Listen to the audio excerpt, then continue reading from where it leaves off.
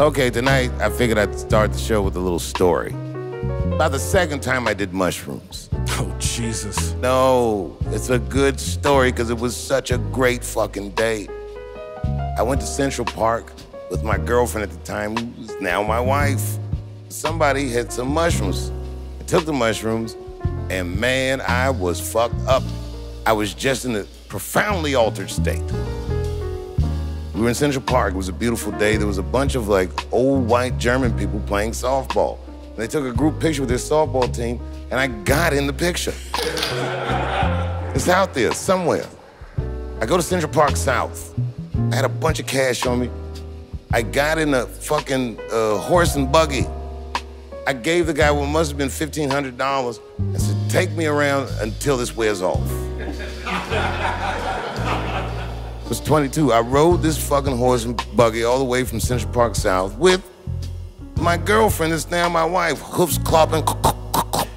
White people like niggas when we in the back of horses. Everyone was waving to me and shit like this. It was a fucking beautiful day. Like the sun starts setting and I go to my friend, Brian Settle's house. Brian Settle's is a saxophonist. He lived in Greenwich Village.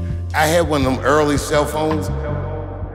You had one, right? But you called my landline and you were like, yo, come to the window. Say, look out your window. I look down, it's you, Marcus. And he looks out and he's like, yo, nigga, it's me on a horse and buggy. I was like, no, come with me. It's Elaine, I think. So now we all in this fucking horse and buggy. And we go around the corner to the Boston Comedy Club. But I felt good. I pulled up to the comedy club on a horse and buggy. Niggas was like, what is your night about? This is probably 3 hours into, so I'm still tripping, right? And I decide I'm gonna go on stage. Oh, shit. Right. Right. Now here we get into the meat of it.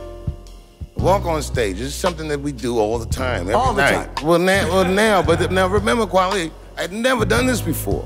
I felt this way once before, but not this intensely. And I said, well, I'm gonna go on stage. It was like a beacon, like I had to do it.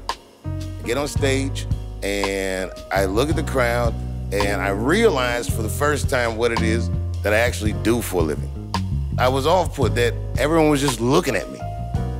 I looked like a deer in headlights. I just stood there and I looked at the crowd for a long time. You know how I got out of it? I told them what I was going through. It was that simple. It felt like the end of the world, and I said, oh, I should tell you guys I took mushrooms for only the second time today. I am fucked up. And everyone started cracking up laughing. And once they were in on the joke and I knew we were on the same page, I was a courageous comedian. And I swear to God, for the next 2 hours, you're not supposed to do a 20-minute spot, but you know, I was on one.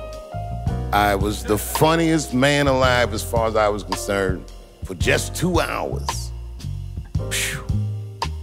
Anyway, I say all that to say, the other day I get a letter in the mail. And in the letter was a Polaroid picture of me and my wife. And me and my wife were getting mad as fuck at each other. But the picture was from that day. Someone sent me a message on Instagram and he said, I found this picture in a car that my dad had gone to look at. I've had this picture for the past several years and just figuring out how to get it to you.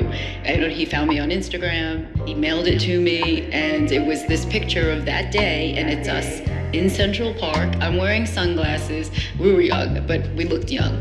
It's just a sweet picture, and it's sweet that it came back to us from that day, from, you know, a great memory. I'm trying to tell you, anytime we get together, we never know if it's gonna be the time that will make the memory that we never forget. That's right. Welcome to the Midnight Miracle.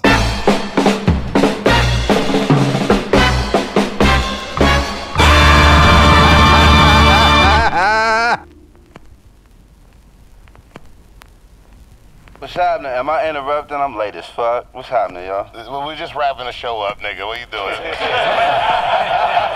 Are you just in time for the prayer?